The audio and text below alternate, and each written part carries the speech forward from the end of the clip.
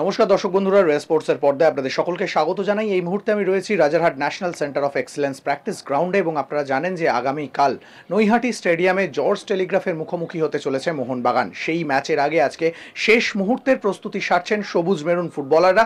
সবথেকে বড় খবর যেটা ইতিমধ্যেই আপনারা জেনে গিয়েছিলেন যে আজকের অনুশীলনে যোগ দেওয়ার কথা ছিল মোহনবাগান ফুটবলার কিয়ান নাসিরির, যিনি সদ্য চেন্নাইন এফসি ছেড়ে মোহনবাগানে যোগ দিয়েছেন এবং তিনি কিন্তু কথা মতোই আজকে মোহনবাগান অনুশীলনে যোগ দিলেন। গতকালই দীপেন্দু বিশ্বাস তিনিও যোগ দিয়েছিলেন। আজকে কিন্তু দীপেন্দু বিশ্বাস, কিয়ান নাসিরি দুজনেই দলের সঙ্গে অনুশীলন করছেন, তবে তাদেরকে কিন্তু প্রথম একাদশের সঙ্গে অনুশীলন করতে দেখা যাচ্ছে না। মূলত আলাদা করে যে দলটা দ্বিতীয় সারির দল, রিজার্ভ বেঞ্চে থাকা ফুটবলাররা মূলত অনুশীলন করে, সেখানেই তাদেরকে অনুশীলন করতে দেখা যাচ্ছে। কালকের ম্যাচে এই দুই ফুটবলারের মাঠে নামার কোনো সম্ভাবনা নেই বললেই চলে। সামনে ডুরান্ট কাপ রয়েছে, মূলত ডুরান্ট কাপের লক্ষ্য নিয়েই কিন্তু তাদেরকে দলে যোগ দেওয়ার অনুরোধ করা হয়েছে এবং পাশাপাশি কলকাতা লিগের ডার্বি রয়েছে, সেই পরিকল্পনা মাথায় রেখেই কিন্তু দ্রুত কিয়ান নাসিরি এবং দীপেন্দু বিশ্বাসকে সুস্থ করে তোলার, মানে ম্যাচ ফিট করে তোলার একটা চেষ্টা করা হচ্ছে।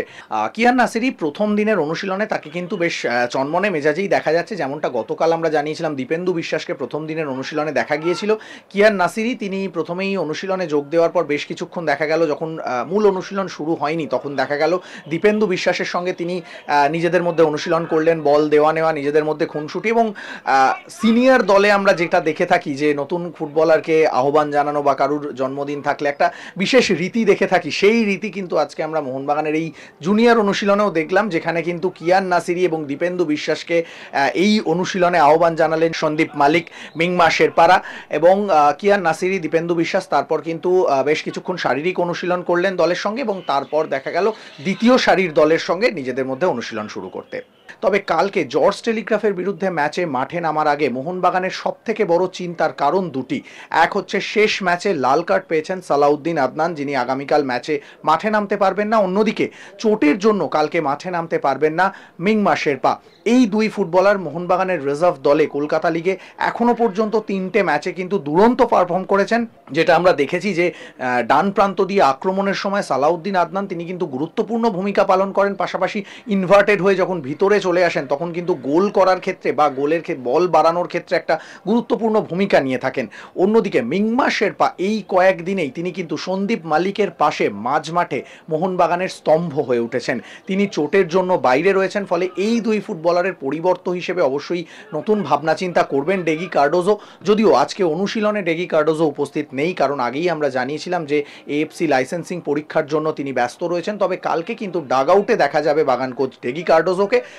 মোটামুটি আজকের অনুশীলন দেখে যেটা বোঝা যাচ্ছে, হয়তো কালকে সালাউদ্দিন আদনানের পরিবর্তে ব্যবহার করা হতে পারে শিবম মুন্ডাকে। সেক্ষেত্রে গুরনাজ গ্রেওয়ালকে কিন্তু মাঝ মাঠে ব্যবহার করার একটা অপশান থেকে যাবে এবং গুরনাজ গ্রেওয়াল তিনি কিন্তু দলের সঙ্গে চুটিয়ে অনুশীলন করছেন। এখন দেখার শেষ পর্যন্ত কালকে জর্জ টেলিগ্রাফের বিরুদ্ধে প্রথম একাদশ কিভাবে সাজান ডেগি কার্ডোজো।